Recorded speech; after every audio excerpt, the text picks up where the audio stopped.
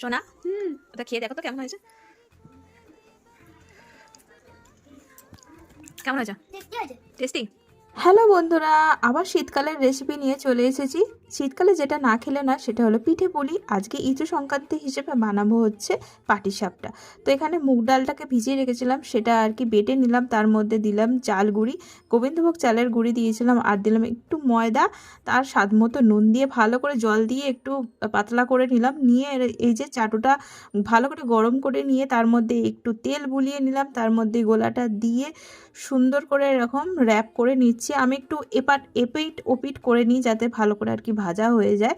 তো দেখুন যে দিকটা ভাজা হয়েছে সেদিকটাই আর কি পুর দিয়ে আর কি আমি রোল করে নিলাম। রোল করে নিয়ে এরপরে যেটা আমি করব, যেটা আমি মায়ের থেকে শিখেছি, এটা হয়তো সবাই করে না, একটু ঘি আর কি গায়ে বুলিয়ে নিয়ে ঘি দিয়ে আর কি ভেজে নেব, যেটা খেতে অসাধারণ হয়। আপনারাও বাড়িতে পারলে করে দেখবেন।